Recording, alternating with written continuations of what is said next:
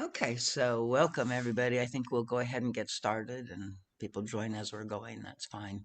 So, welcome to Pathwork Connect. I'm filling in for Brian. Um, and I'm really kind of fascinated by on many levels the creation that we're in at this point in time. So, I wanted to open a little bit with some context and then a little sharing, and then we'll go deeper into this theme. So, um, for me, on this great wheel of time, it's very interesting because we just entered this year of the fire horse, and for me, that picture somewhat resembles what I imagine the fire horse is like. Um, at the same time as the solar eclipse in Aquarius, and now both Saturn and Neptune are at 0 degrees Aries, which is the very, very beginning of the new cycle in this astronomical medicine wheel of life. And so these two large collective planets are really announcing, I think, a new paradigm on Earth. Neptune, the sea dissolving these old structures, and Saturn, sort of hopefully the new structure to come, now united with the spiritual depths of Neptune, right? And so I just found that lecture number one seemed to call me and be appropriate at this time. I don't know if people are that familiar, but it's a very short lecture called The Sea of Life. And so we'll, talk a little bit about that as we go. Um, but, at this time, it seems that things must die for the new to be reborn. And then these times just, I think, mean very choppy seas. And in this lecture, the guide says, we really cannot control the sea, nor can we control ourselves, especially with the outer will. But what we can do is learn to stay connected to divine guidance and divine purpose moment to moment. And it is this that helps us arrive at that far shore. So let's use the fire horse to break us free from our old patterns and reach for our cosmic powers. And the converse of that is that we have to, learn to relax into the sea of life and the natural pleasures of life and sort of allow the doing and service to arise out of the being. And so this is a very different way of like navigating in the world than we were raised in, than we've lived our whole life in. And in fact, most of us, it's like everything we've known is sort of like falling apart right now. And I believe it is this invitation into discovering this promise that the guide came in at the very beginning of these lectures. Number one, he doesn't, I don't know if he mentions it then, but, very shortly he speaks of, like that these lectures are here because there's this huge transformation coming. And this is to prepare us. So I think that, now this time has arrived. And so, we have to, sort of like allow ourselves to um, probably deepen our connection at this time. It's a call, it's an invitation, it's even like an absolute necessity to embody in some ways, what these lectures were, given for. So, before that, let me go ahead and I'm going to put up the picture that was up before and just take a minute and sort of tune in because this is sort of a little experience, like it's like an archetype or a Rorschach or, so everybody may take something different or feel something different with that picture. But I want us to learn, through our sharing in the connection to this picture, a little bit about how to sort of tune in to the present moment now and the impact of the sensory on us, right? It's like you may decide that you're going to like count the number of legs on the horse, right? Which is fine. But it's also, that is going to impact you in various ways, maybe different parts of it, or maybe it even changes over time. So, but just allow yourself to try to stay with it and maybe describe, something that you are aware of that it, makes you feel, and then we'll share a little bit from there and go around. So hold on, let me share that screen again.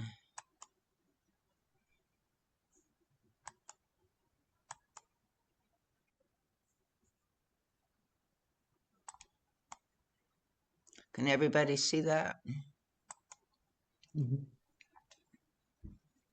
So just, take a moment, breathe it in, kind of shape shift into it, feel it out, observe in your sensory ways. Like, what is the impression it gives you? What is the atmosphere, the energy, the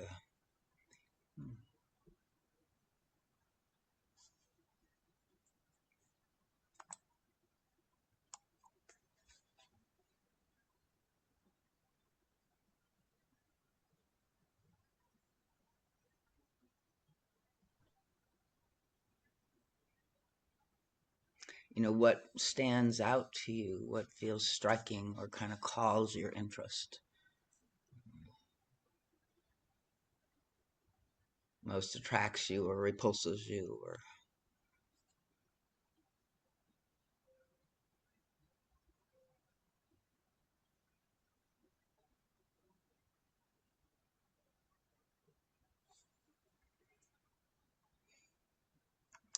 okay, I'm gonna stop the share now and let's go ahead. I don't know. I guess it would be nice. Maybe I can share and see us, but that seems a little difficult anymore on Zoom. So, are you good with being able to describe what you got? And okay, let's try that then. Whoever wants is welcome to go. Whatever that sense, like just sharing something about. And if that connected to some way you feel in the world, that's fine too.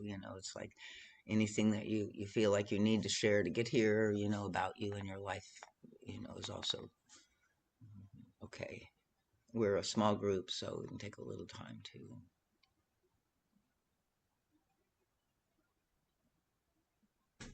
I can start with first, like very, like just some impressions that I had, and it was initially a confusing, chaotic uh, image. Different colors and shapes, and not a lot of structure on it. That as we kind of set our eyes and it, it like the harmony starts to come up, right? Uh, Among against all the colors, the shapes, and then we start to see more of a harmonic figure. That was my first impression. Again, like from the initial, uh, wow, what is that? Right? To the progressively uh, shapes and forms and colors making sense and starting to be in harmony. Right. Beautiful. And I think that illustrates a little bit. Sometimes, in our sensory realm, we have to kind of stay with something a little while. It initially impacts us like, let's get out of here, right? And then if we sit with it, there's some new understanding or awareness that comes in, and ideally new harmony, new beauty. So thank you. Anybody else?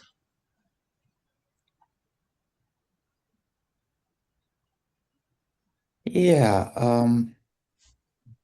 for me, the image was one of strength and determination, but it didn't feel like it was a current image. It felt like it was an ancient, sort of almost pre-Columbian in its nature, you Hmm. know? Um, yeah, that's what I felt. Okay. Beautiful. Yeah. I see that a lot in it as well.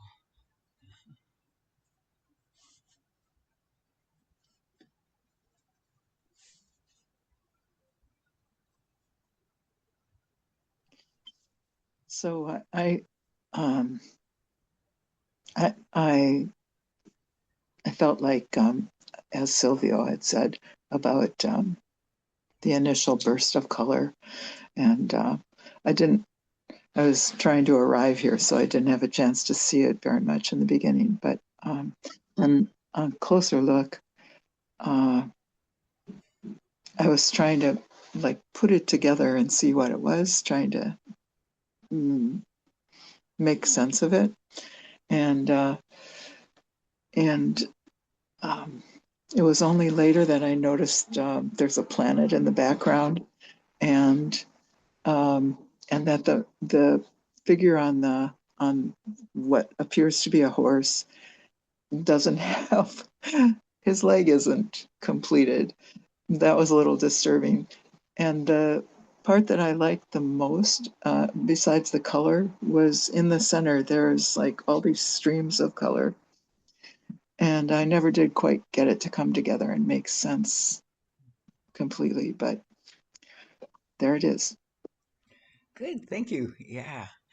There is a lot there in all of that, and there's no right or wrong in how we're seeing it. Welcome, Kathy. I don't know. We're kind of doing a little go around about a visual painting I had up that people are just kind of like sharing about their response to. So we'll see when Brenda still needs to share, and then maybe we'll put it up one more time for a few minutes. And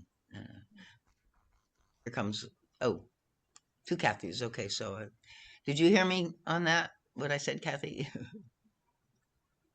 Okay, just a second. Okay.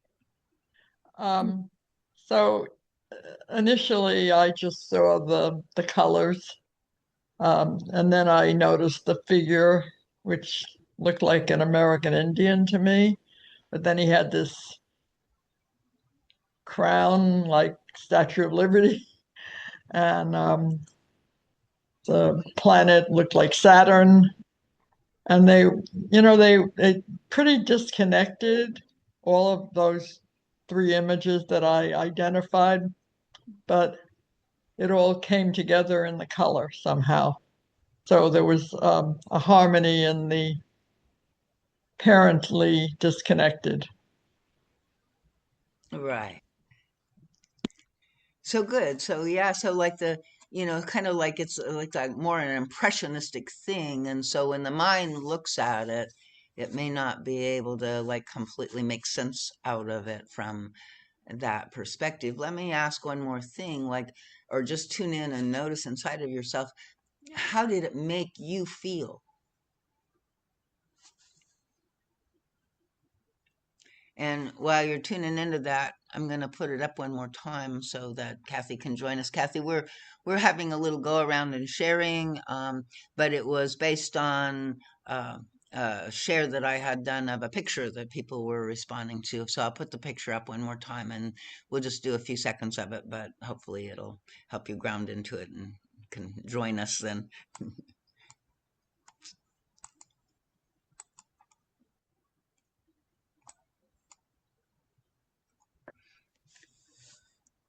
So, and everybody else, just notice, how it makes you feel, and maybe even you'll be seeing new things in it and stuff as you sit with it some more.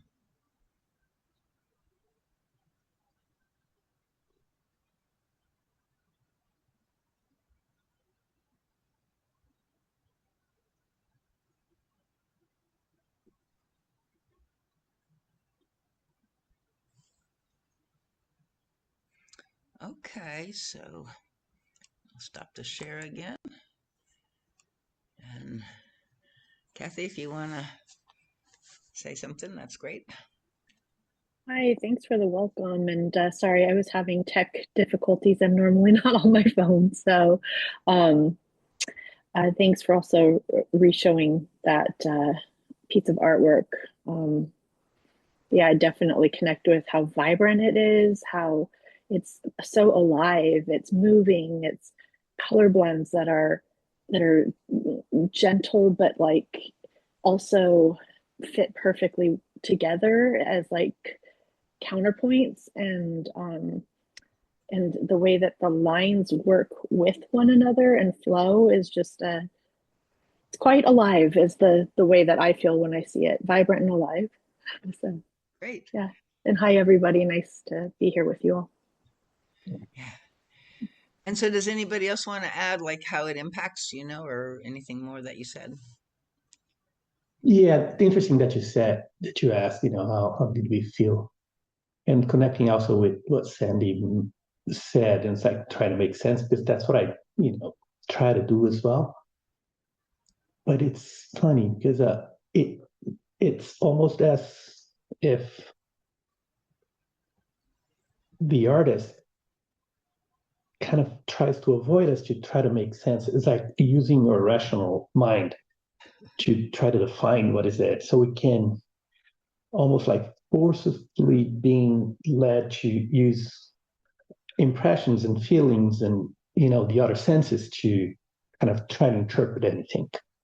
So things like power, as Fran said, as like it has a something to be achieved. It's after something, and it's like determined, and all of those like determination, power, need of achievement, without necessarily being sensuality. I also felt with the curves and all the, again, was not making any sense, but a lot of feelings that came, Yeah. that brought from that.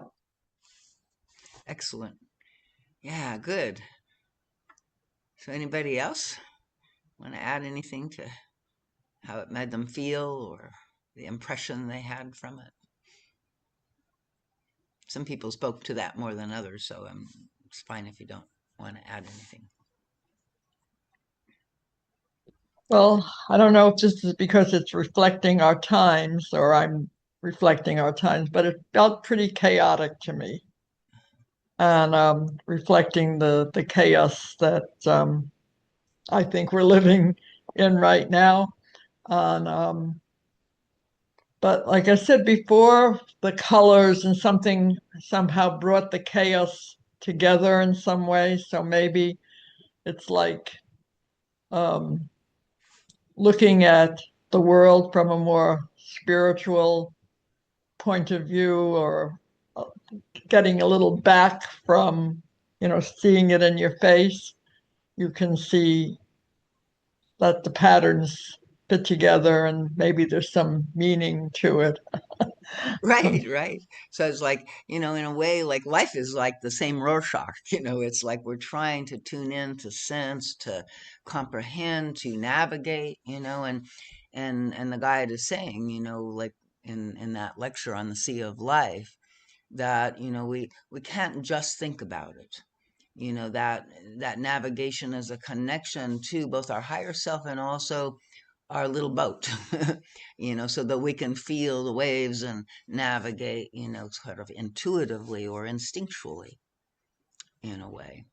And at the same time, to deeply be with, the felt chaos in the world, as you were talking about, Brenda, that there's a way that we can hold that within our own experience and connect to the guidance, to the higher self, and when we're doing both, when we're actually embodying the felt sense that of being rocked or shaken or struggling in our current testing environment, right? That then there's this way that we can link that to the guidance, and so we have to kind of be with everything that's rocking our boat, and also kind of like in this calmer, peaceful place that can make that link, that stillness that can be listening into a deeper guidance, deeper awareness. So yeah, so that kind of is the overall arching theme, I think. I want to go ahead and um, hold on, just, like sort of do a little summary of the lecture. And then I want to do a guided meditation that we can, like do this work internally a little bit and practice it.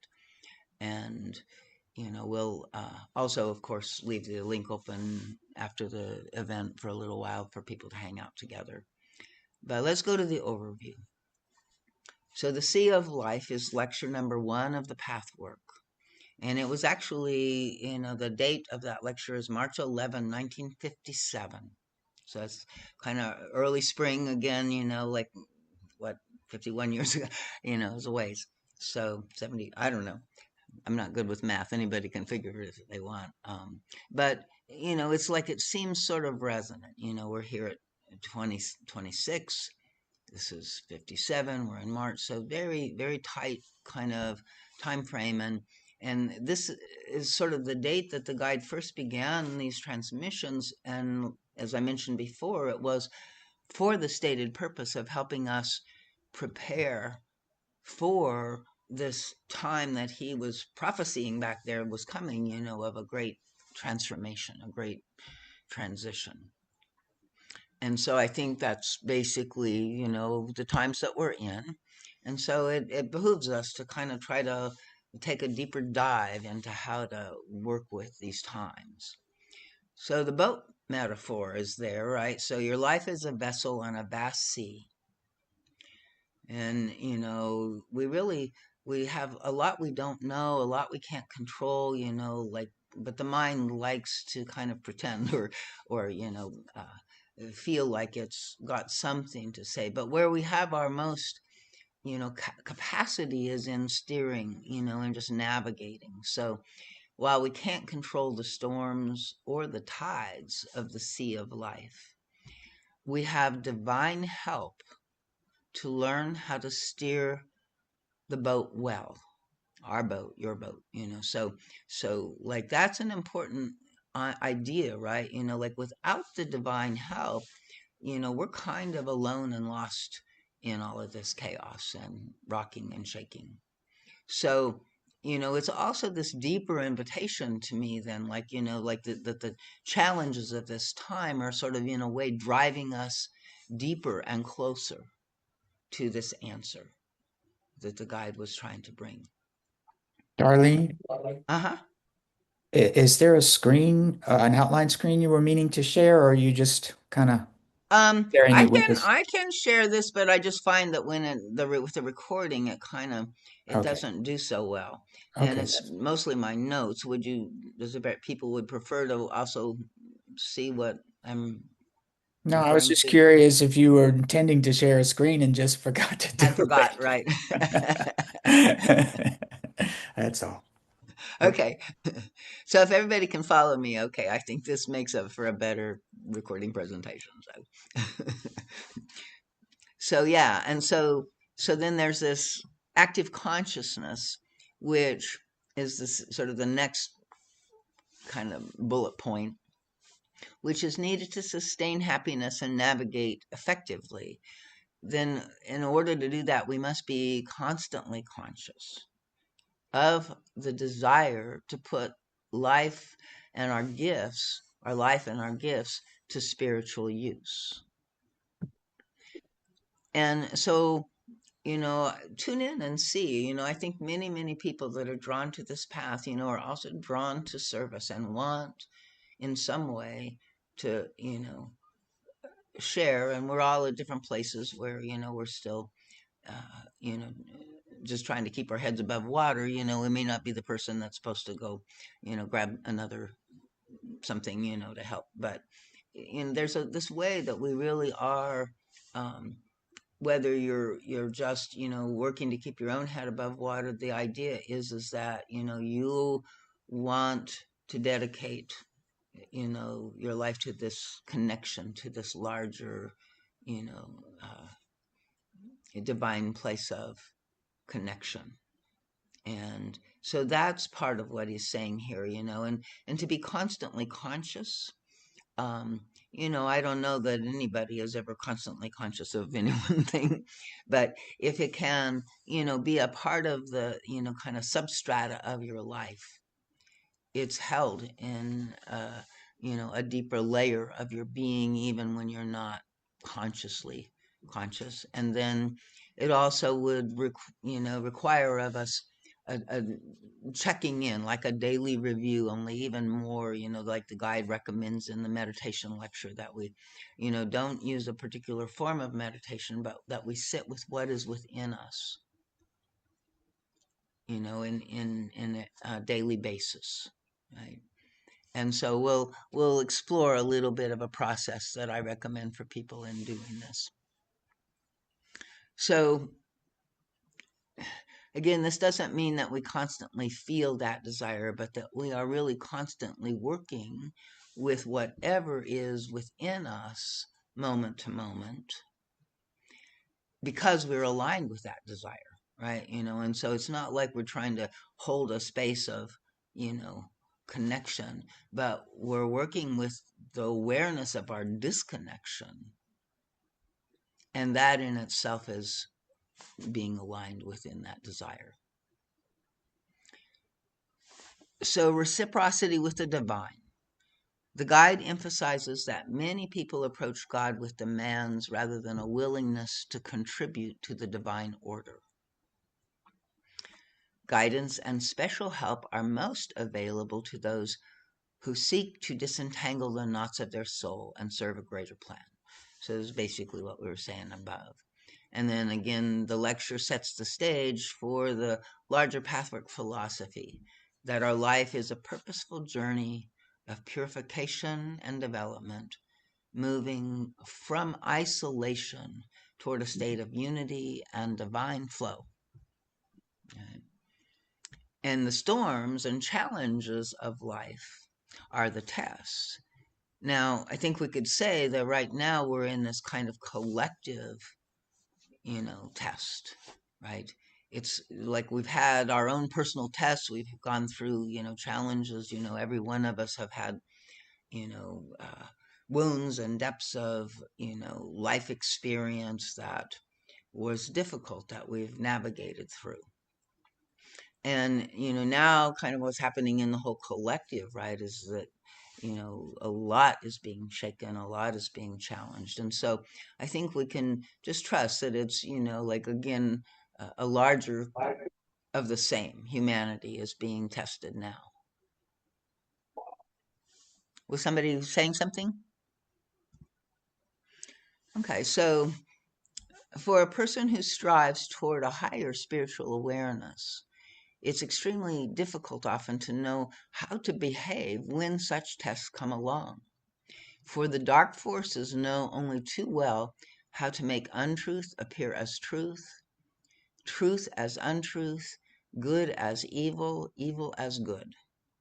And so humans get confused, they who actually want so much to be in truth. So feel your compassion for this state, for this confusion and what we're seeing, as truth becomes untruth, good, it's like it's very chaotic and confusing, and it's painful to us. We want to be in truth. We want to know the truth.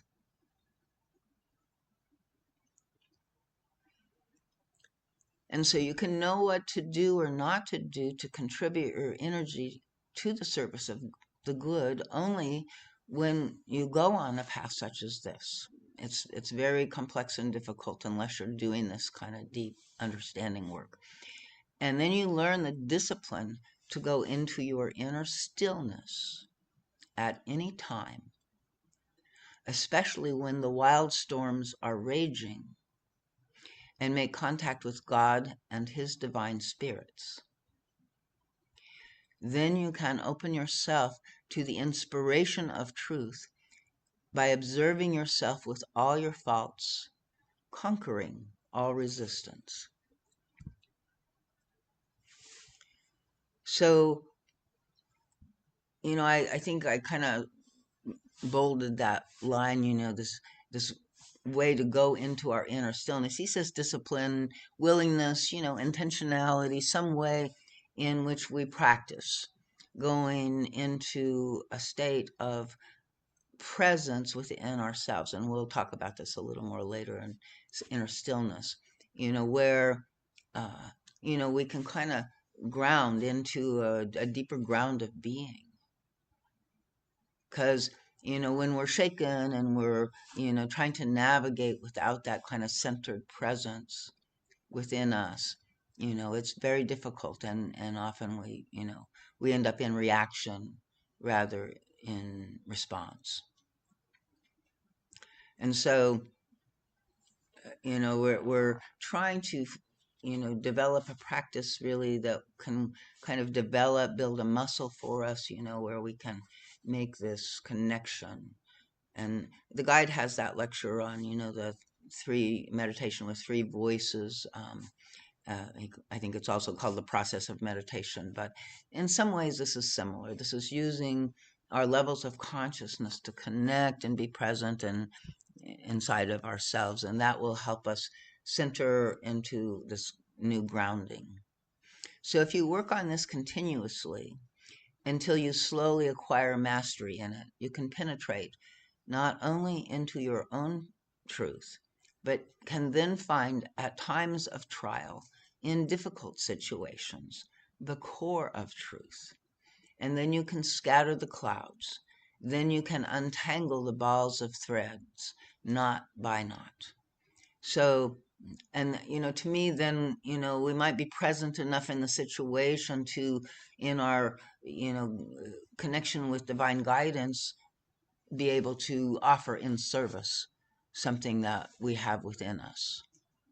A way of offering it, that can be received, and, some part of our own, support inner wisdom where we can kind of pass it on and also be, a part of the solution rather than just more of the creation of the chaos.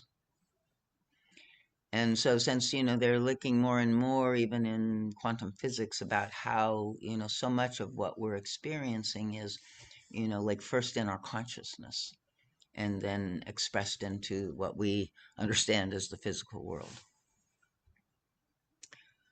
Okay, so any questions or comments on that?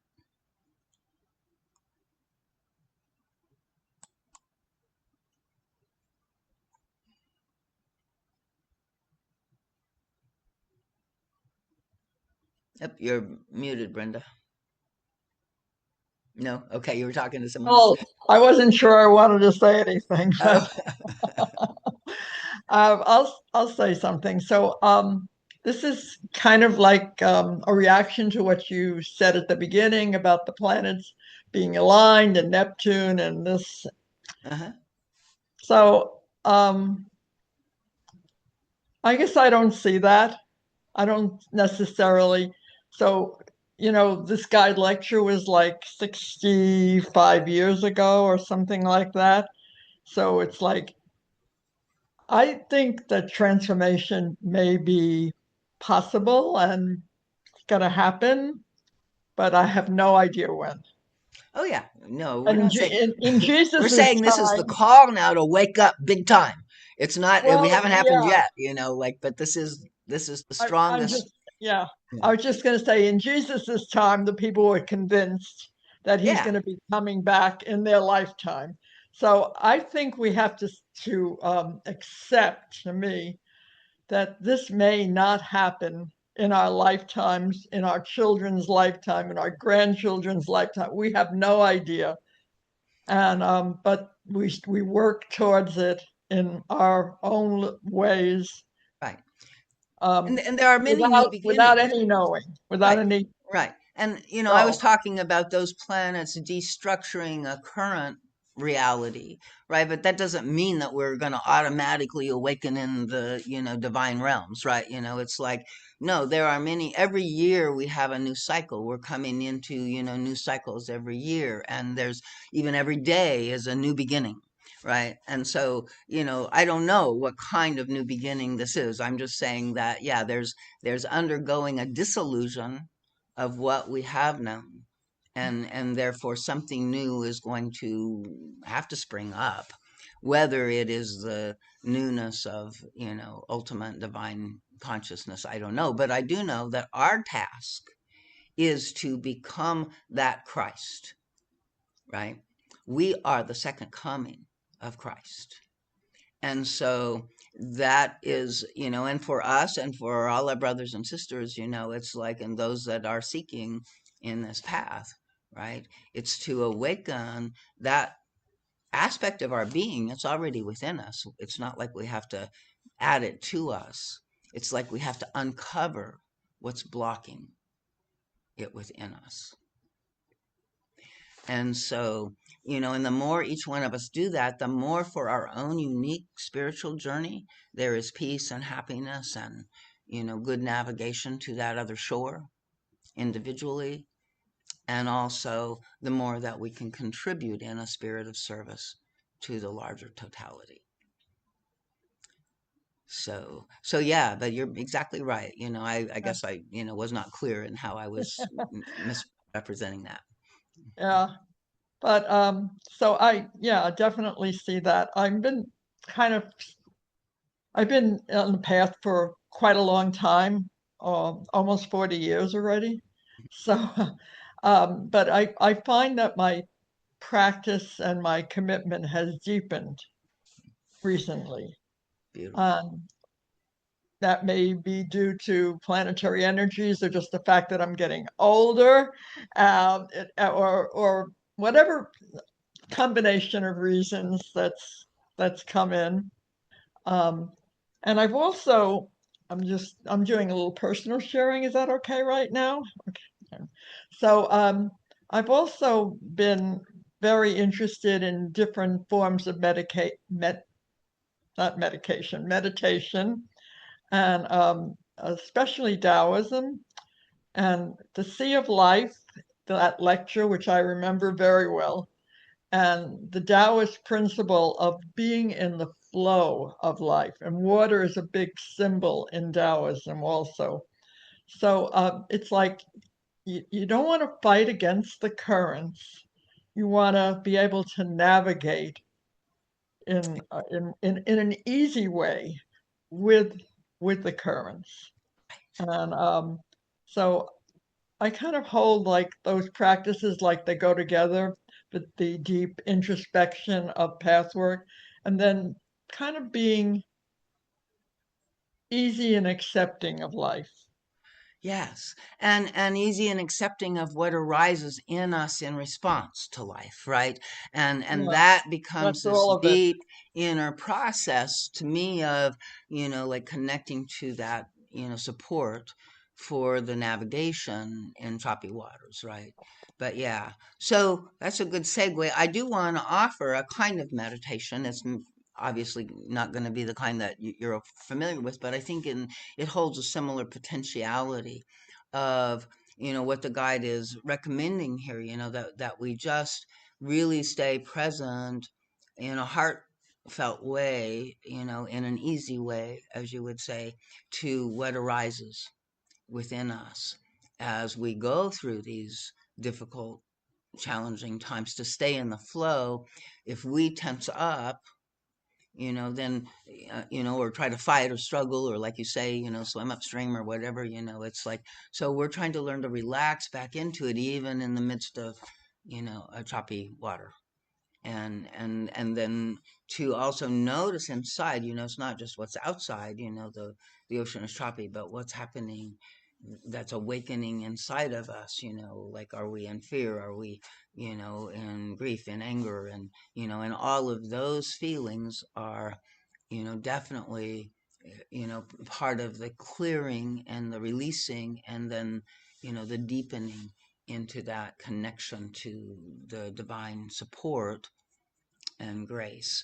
So let me just see if we can tune in, and again, and just, first of all, just notice, how are your C's, inner and outer? We've kind of been talking about this, so just take a second, and just kind of Are they choppy or ragged, tumultuous or tensely intense? Are you flowing well? Do you feel like you're falling behind, can't keep up, doing more and more with less and less? Or are you, relaxing, doing your best to navigate, I mean, little things can impact us. And I think often are representative, as people were talking about in the picture, of the larger thing. And I discovered a bird had gotten trapped in my car the other day and had expired there, and it just broke my heart, because of the suffering. But it was just kind of almost like, that suffering and all of the suffering in the world that's happening now, right? And so, in that moment, I needed to support my process of grief. And I noticed, like, the first thing I did was try to stuff it down. And then I realized, no, I need to allow myself to allow this energy to release, to be felt, you know and then I want to do that without merging with it, and oh my God, this is so terrible and awful, and like rev it up or keep it spinning. But I also don't want to stay in denial of it, in resistance to it, right? So there's this amazingly balanced kind of center place where we are trying to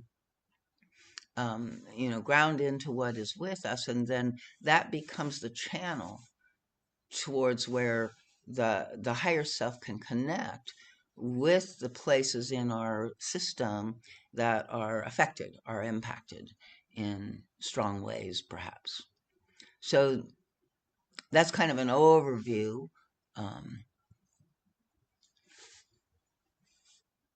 Feel free to ask some questions as I go, but sort of using the sea of life as a metaphor now, see if you can just go inside and feel in this moment within your bodies, both your physical and your subtle vehicles, right? The energies, as well as the muscles and the bone, right? Like the emotion, the um, and these are all parts of what is sort of the flow within the little boat that carries you across the sea of life. And in a way, we're trying to harmonize this flow to learn how better to make the connection so that we can navigate the outer flow. So just notice if you're feeling more electrified than usual, more chaotic, more upset, more vulnerable, in general or from specific things. You're floating on waters in a way that are meant to dissolve some of the outer structures, the old structures, maybe also structures within you, so that this higher order of connection to source, and especially for those that are, working at this level, can make this connection. And it's becoming, we can feel our longing, to have something to help us guide our boat, to clarify the confusion in the world, um, to help us surrender to what is, but also to know when we need to, make a stand, or, not be in big emotional resistance, but, be in our truth, be in our inner authority.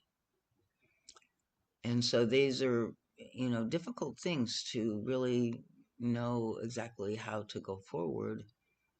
And at this time, it's important to try to navigate our boat actively and consciously, seeking access to a deeper ground of being and wisdom to help guide our life at this time.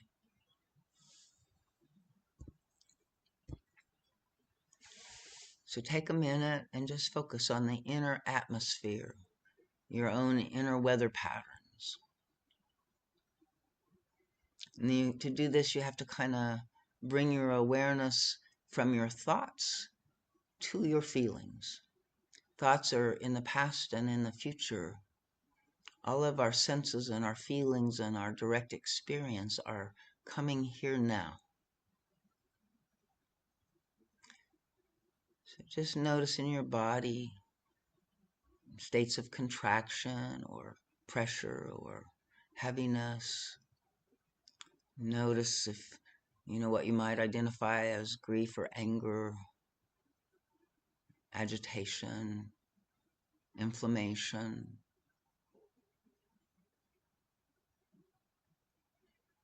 Maybe there's some exhaustion. And yet underneath that is our deep resource. And so just keep letting yourself down into the feelings, into the felt sense of whatever is here.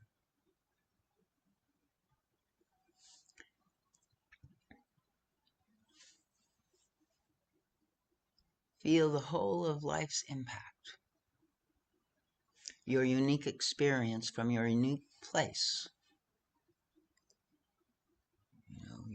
Your history, your time, all of this each makes us, very unique perspectives on our current moment.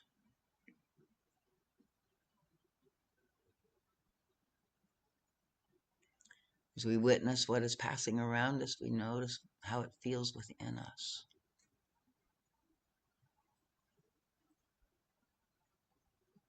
And maybe you're in a very good place right now and have good inner peace. So it is from that place that we can actually begin to hear the voice of guidance. And the way to find inner peace in the midst of the stormy seas is to connect with what the guide calls the objective, compassionate observer. So see, if you can notice your noticer. And this noticer is like sort of different than our critic, who often notices. But this noticer is, just present. In a way, I call it self, capital S, self in presence. Present to our experience.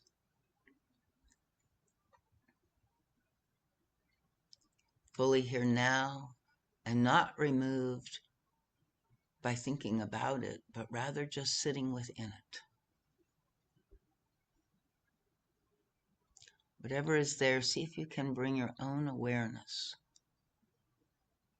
your observer, your noticer,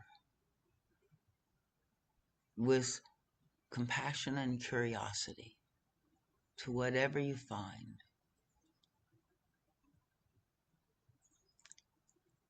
Say to yourself, I notice that something within me needs my attention.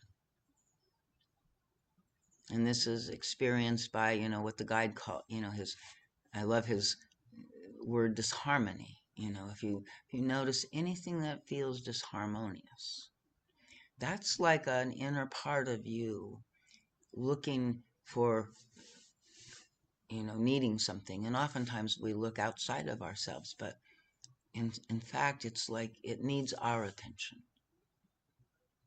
So if you feel anything inside that you might describe as within yourself disharmonious, see if you can turn towards it.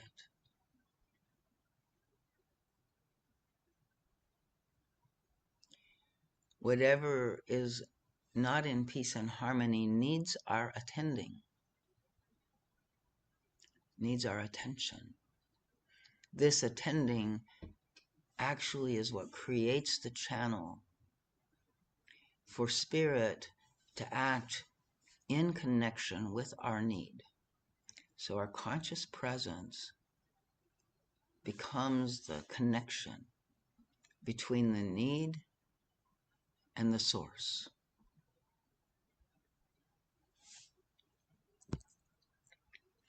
So really dwell with this feeling, paying curious and compassionate attention. I notice this disharmony in me needs something. Your inner witness is that channel for you to connect the need to the answer, the voice of guidance.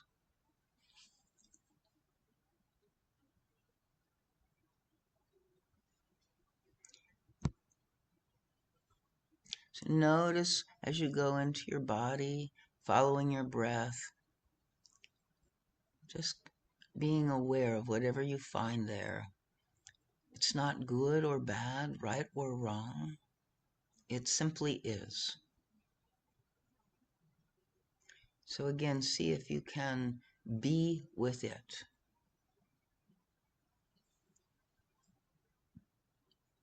You may recognize it, may be familiar to a certain extent. You may understand its history and know things about it. Stay with it in the present, simply allowing it to be. And offering this understanding and acknowledgement. I see you. I acknowledge you. And notice you may feel it relax a little or shift a little inside because it likes being seen and recognized and accepted as it is.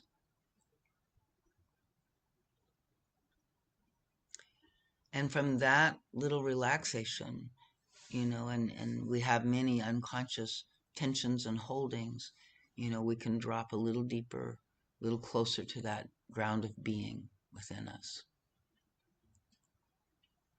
We can ask Spirit to show us how to relax even more into and around it,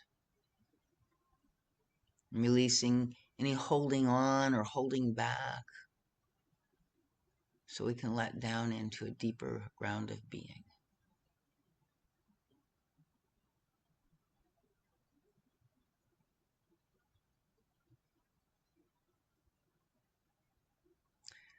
Letting down and connecting to the greater source, staying present to the sensations within our bodies. And that will allow source to interact and inspire. And a lot of it is just kind of sitting there waiting on it. Waiting on, breathing, being with, and allowing. Because there's a way that Spirit sort of takes a little time. It's not on demand from our ego.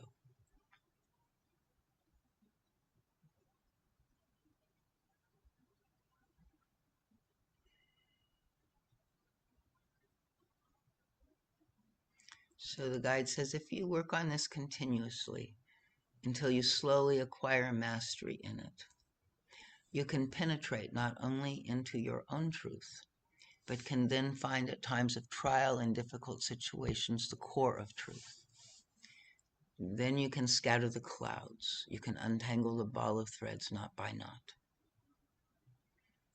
And this is what, really helps us to navigate when we're confused or we're in knots. We're not able to hear the guidance. We're not able to know the truth. And so this is the path of purification that the Pathwork offers. And it's something that we can, take a moment in our daily meditation time and just go inside and notice what's here and acknowledge what's here. And there are other steps and there's other ways that you can use this simple practice. So if it seems interesting to you, then, you can let me know. But slowly now bring yourself back to the room and let's, knowing that, this kind of guided meditation is going to be different for everybody and be more accessible in some ways. Let's just notice, how it was for you. I want to say that it's a process that has really helped me to live and apply the guide's teachings. And whenever I read a lecture, I see this process embedded in each lecture. And every time I apply it, I feel the ongoing transformation inside of me. So, I'm kind of like beating a drum about this right lately. I think some of you that know me may have run into this in other forms. But, it's like I just invite you to let me know how this was and try it on for size a little, if you want, there's more ways of practicing and kind of understanding it if you're still not clear. Um, but yeah, so let me just open it up and see where that took people, if there was difficulty or if you got a little Bart or it is open.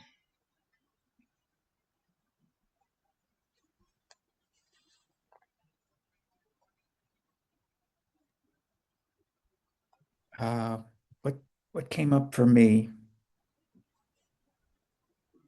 was a clear understanding that I'm not so willing to dive into the sea of life and even drown in it if I have to, you know, in order to experience the oneness and unity of the divine, plan.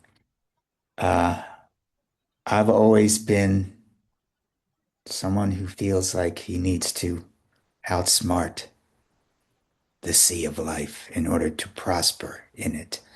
And I do understand the destructive nature of that, you know, attachment, which has a lot to do with perfectionism and, you know, the nature of my attachment to perfectionism. And I can easily see where that attitude is a roadblock to peace and what we were calling mobility in relaxation, you know, being in life and being relaxed in life. If I'm constantly up against, in my mind, up against the nature, the flow of life, or the sea of life, then I'm, you know, not don't have much of a chance for relaxation in there. But that's the way I've been for as long as I can remember. And to break that pattern is just so difficult, you know? So here's where I think, this process really does help, because I know where you're coming from. And, there's all of these things that are unconsciously held in our system, right? That we, can't seem to, with our outer will, affect and change, right? And we feel our attachment to the negative will that, wants to stay the way it is. So we don't have to skip over that. That's really where the work starts, and even this little process, of like really just being with. Those are the parts of you that, like, it's not like we have to treat them as a problem, but we have to treat them as a puzzle a little bit. They have a secret that they're holding that we need to deeply understand, and so we need to be very curious about them, and not just see them as the problem that blocks us or the way we're bad and we're not following the path correctly or whatever that is.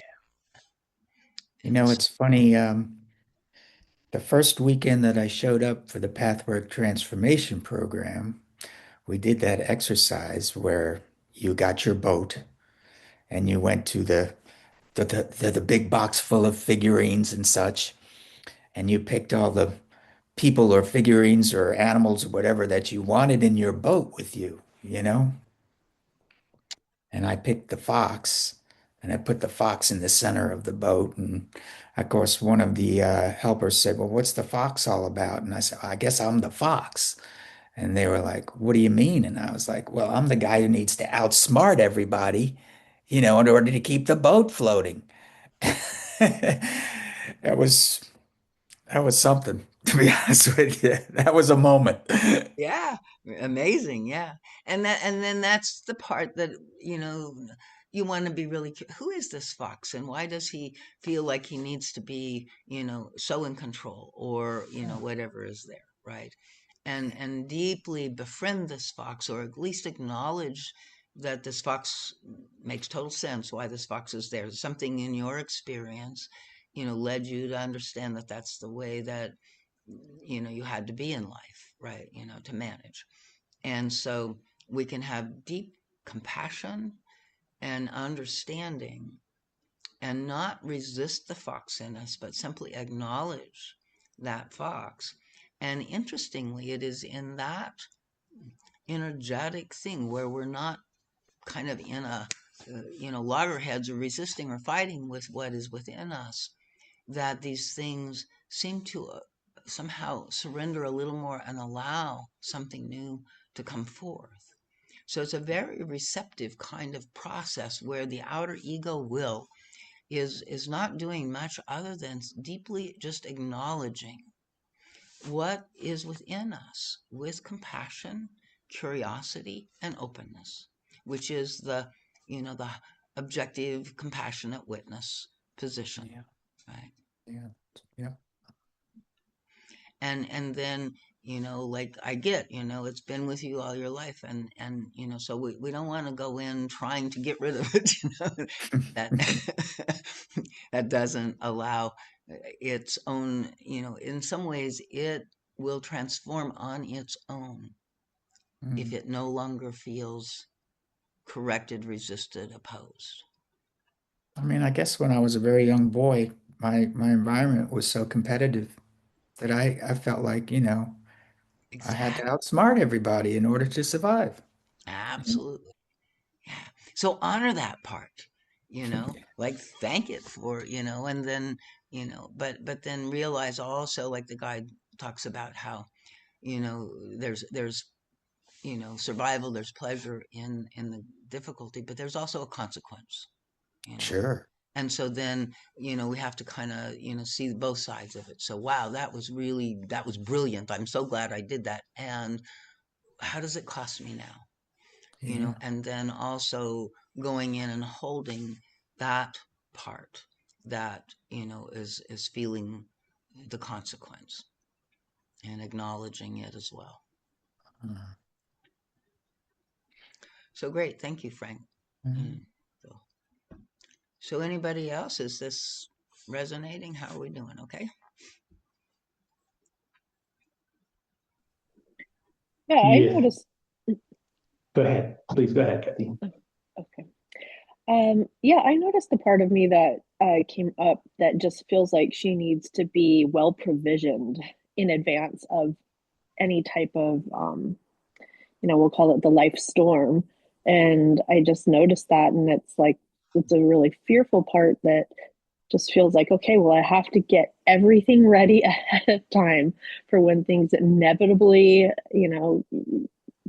the sky turns gray and the waters get rough. And um, really, what all she wants is to survive the ordeal. And so I noticed that part kind of showing up, and my feelings toward it, which are in one way, I was like, wow, look how resourceful you are. Like you can really like think through some things and be really prepared. And um, in another way, I was like, God, what a sad life to just be working for survival, but not, bliss, enjoyment, thriving, that type of a thing. Um, and it's just a fraction of me, but I absolutely noticed how frenzied that part of me is to just make sure that everything, all ducks are in a row. And if they're not, then inevitable doom will happen. And so it was interesting to meet that attachment to that part of myself, as well as, what I think would happen if I set it down and accepted it. And it's like, well, then I wouldn't survive. But is that really what I want? Like, maybe surviving's not the greatest, prize at the end of the journey, So that's Right. what. And maybe there's a way that, the guidance could come in, of what was truly needed in the preparation, so that you wouldn't have to over prepare or be frantic about not knowing about what you need, right? There's this kind of, I think there's two levels of what you're saying, and I totally recognize it in myself as well. So I want to say that, these places in us are deep, right? Mhm. These, survival, it's like not a Mhm. small thing. So and the kind of shaking that's going on, and all of the potential disasters that people keep talking about, it's like, I think has exacerbated a general awareness of mortality, of insecurity, and in the world, as these old structures come down or seem to be challenged and shaking. And it so I think it's true that a lot of natural kind of response, it's kind of like our, when we say lower self, we think negative, but not always. Survival is one of our, it's our first chakra. That Mhm. first three chakras are kind of the personal lower self, right? And so survival isn't a small thing, and yet if it's there on its own without the connection to the Mhm. spirit and the guidance, right? Then it is frantic.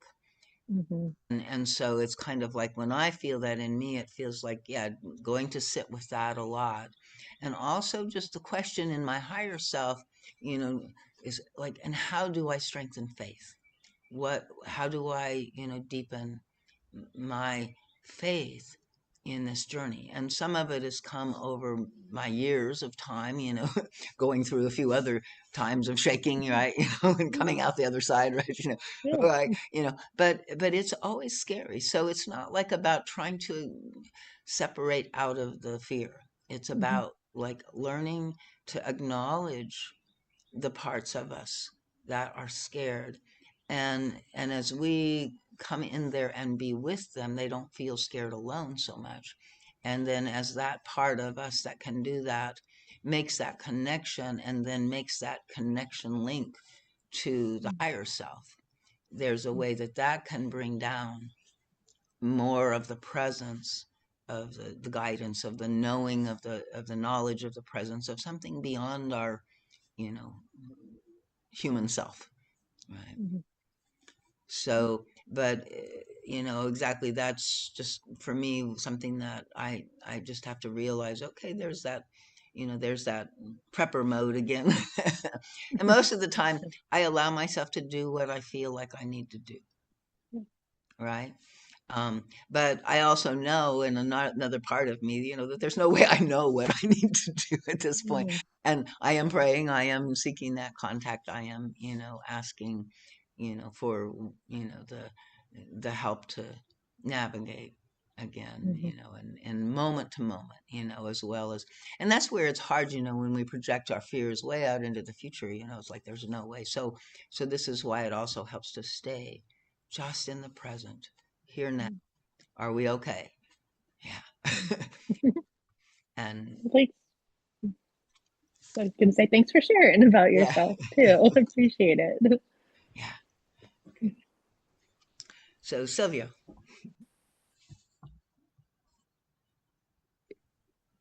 Yeah, it was great to hear you guys before sharing, because it kind of helped me on also bring into words what was just informal feelings. But this moment of meditation helped me kind of soak in everything that was mentioned before, to kind of translate that into some of the reflections that I wanted to share. It came from what Brenda mentioned as what are the real moments of transformation, or if it's in our lifetime or next. And during that time, what came to me was that, well, what if this transformation is happening every single moment of our lives, and impacts each one of us in different stages, in different moments, with a different depthness. Um, each population, each gender, each, I don't know, part of our world in a different way, different or not. No, it came to me that some populations, if we dip into Congo, Sudan, like the life of a person may seem very similar to what we read in the apocalypse. Again, transformation can happen in any moment for different person. It impacts more or less depending on how we are in our lifetime and has our purpose. And in regards to that transformation that we kind of also mentioned that we're all feeling that is happening now for us, kind of maybe in our part of the world, you resonated very much with what Frank said. And I'll try to, say what that meant for me is kind of that chaotic feeling that we have in our part of the world, driven or triggered by, I don't know, politics, financial, or whatever, each one of us understand what it is.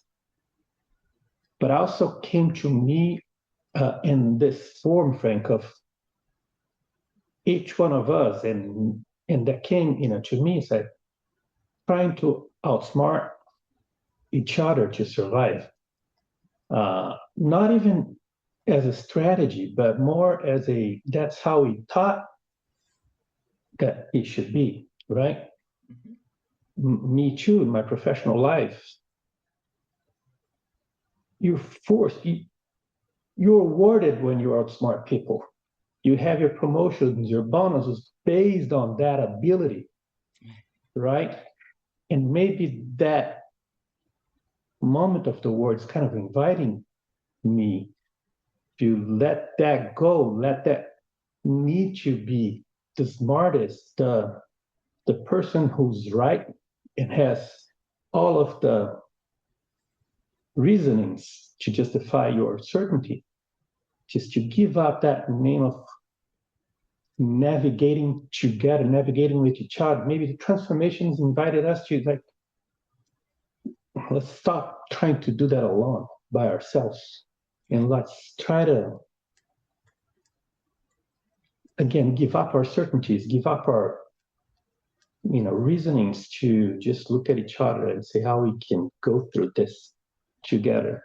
I'm saying that again, not as the one who knows that, but the ones who's maybe is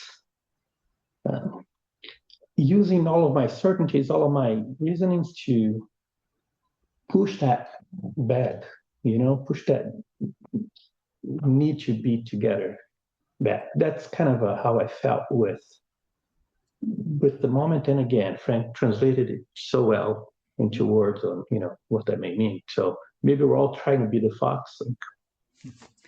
Yeah, I mean, I think that's the state of consciousness that the Pathwork lectures came, to help us transform, right? That is the defense consciousness, the egoic consciousness, if you want to call it, the idealized self-image, the mask, it's like the levels of, um, sort of our identity as separate individuals, and how then from there, we have to outfox each other, right? In order to make sure, and countries are doing that, and yeah, like let's go, invade Greenland and get the, so yeah, this is, the state of humanity.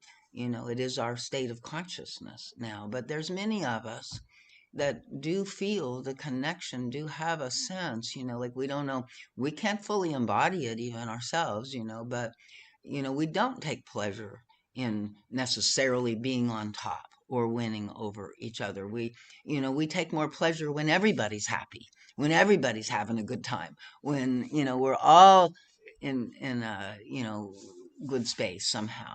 And so I think there's this, growing connection. What I would say is that, like, again, the lower three chakras are, concerned with, our survival as an individual in a physical body.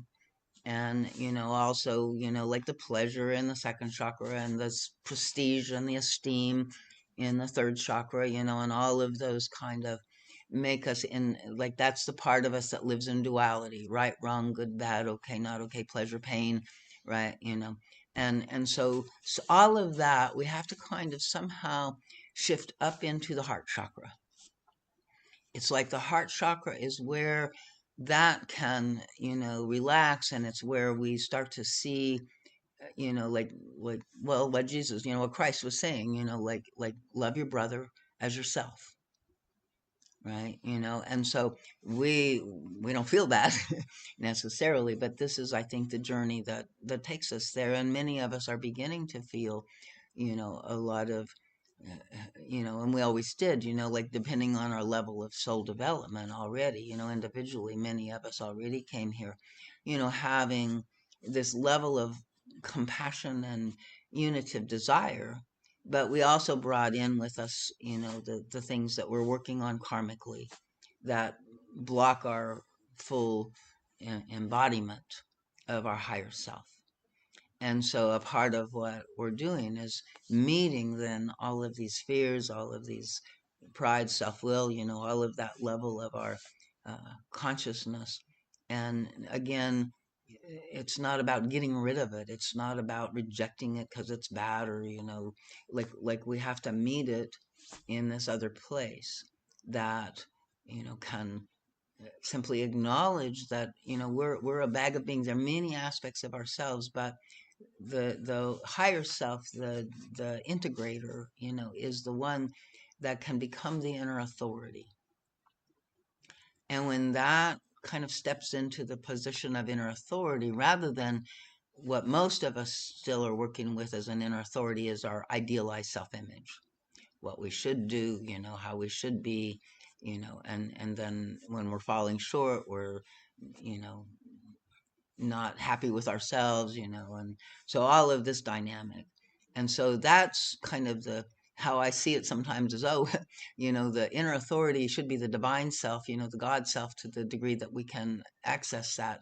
But unconsciously, because, that's how we were taught, we put this false God on that throne.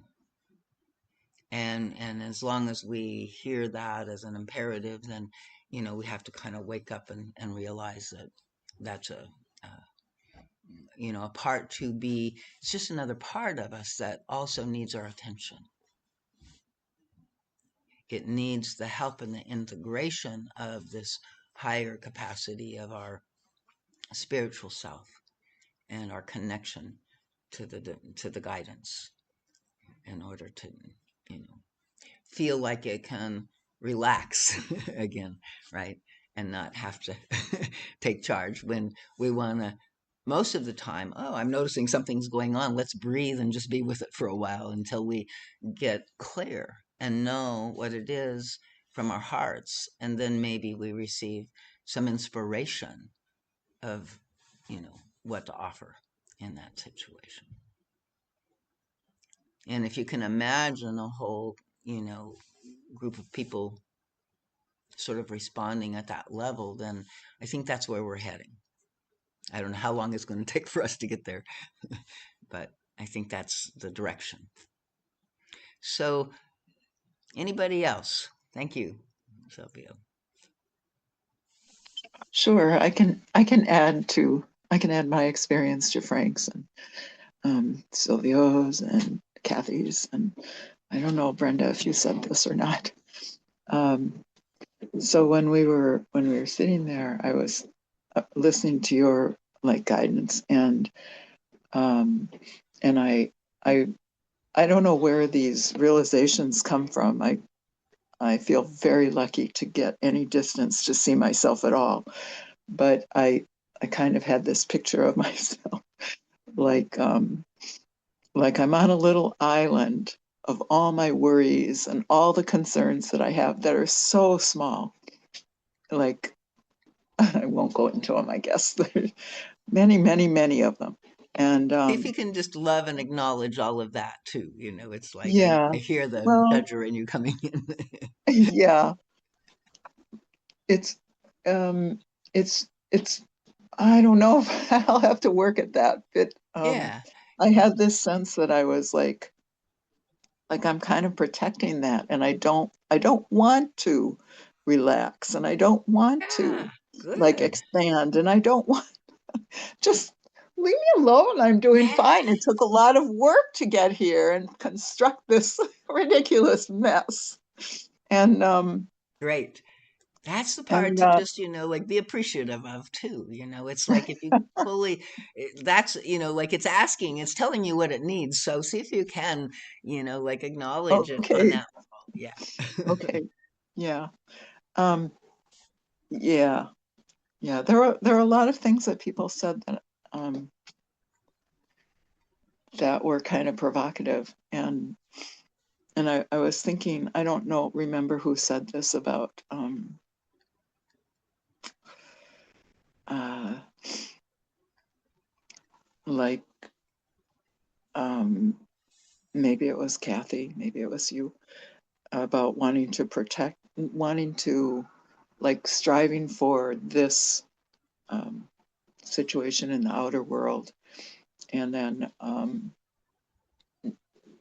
where we should be striving for, not should be, but like ideally we'd be striving for like peace and love and blessings and generosity and all good things. And I think really we are, no matter where we are in, like me on my little island, like I think it's going on like behind our backs. And I think it's always going on. The And it because we being, kind I lost you a second. So the it that's always going on, say what that is again. um, behind our backs, under the radar, inside of us, around us, So it's what is it? What is it that is the it? the striving The to striving. be like unified or happy. Oh yes. Okay. So the higher Yeah, self longing and striving. yeah. Yeah. I Desire. think that Absolutely. that action is always going on Yes. without our knowledge. Um, thank goodness, because I would try to sabotage it myself, I'm sure. But yeah, and yeah, it. I wanted to say that I think it's like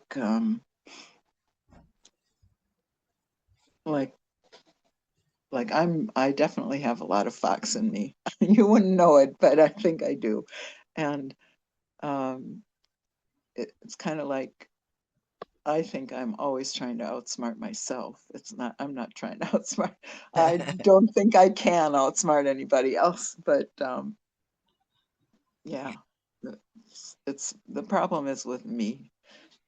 Like, Yeah, and that's good to see, because like I mean, I don't know if manipulation is the right word there, but we often are trying to manipulate ourselves, right? And then there's a part of us inside that is being manipulated, doesn't like it, or is like stuck in its own mask of compliance or something, so yeah. But these are part of those inner dynamics that just again, just to acknowledge, to be conscious of. And it's like it's so hard for us because we see what's inside of us and we immediately go sort of to the judgment or the critic, because we have this longing and this desire, like you said, for being more in our light. And we we're know, happy, being happy. yeah, exactly, being Yeah, happy. And so when we see these things in us, it's so tempting and natural to kind of feel frustrated with them and mad at them and want to manipulate them or control them or make them go away, or all of that. And that's kind of what keeps us stuck in all of the fragmentation and in the lack of integration, because we're trying to separate from these parts of us. And the union is the union with the higher divine self, but it's also the union with every part of us.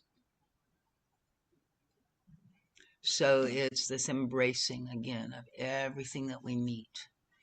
And who does the embracing is the higher self, and the observer, that is the part of the higher self that the ego is connected with. And so, that becomes then, instead of the ISI, it's the spiritual self that becomes our inner authority. And that authority is not critical or judgmental or, in any way hostile to us. It's sees us as, you know, very dear and has great love, right? And so whatever we bring forth, like children, because we are, within our confusion and our misunderstanding and our, you know, way we act out, or we don't understand, we're not in our spiritual nature, that the higher self and the divine does not judge that, does not separate from us in that. It is we who separate. And so if we can feel this compassion for ourselves through ourselves, and it has to be through our own self-love that it can come in. And so that's also a part of what we're working with here, is to, awaken in our hearts our own, deep loving connection to all of these parts. And that will help them calm and find a new level of their own essence and being. They're kind of, the way they exist is in opposition to us, right? So we're and so they can relax too. And then everything can naturally begin to flow again, the Tao, as Brenda was talking about, the inner harmony and flow. Okay, well, I think we're coming up on our end time, although I'm going to run to the bathroom, but I'm going to leave this open for people if they want to stay, and I'll come back on if people are still here for a little hangout time, if people want. And so thank you very much. I, really enjoyed this group, and it seems like, I often find that, what comes out of me, is drawn out from, the people that I'm working with, and so I find that, when I feel like, oh, I think I'm connecting, it feels really good to me. And it feels like, yeah, you're receiving. And so that is a pleasure, So thank you so much. Thank you, Darlene. And I'm just going Thank to you, leave it everyone. on Thank you, and mute my Darlene. video, and come back in a little while and see if there's anybody still here. But I have to jump did you want to off. say something? I'm sorry. I have to jump off. Okay. Thanks, everyone. Good to see everybody.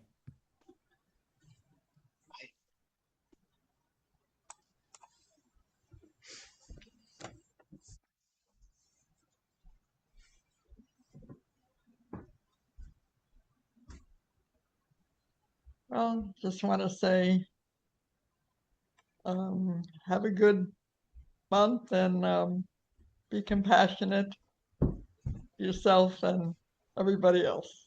I just I hope realized you I have a didn't. good month too, Brenda.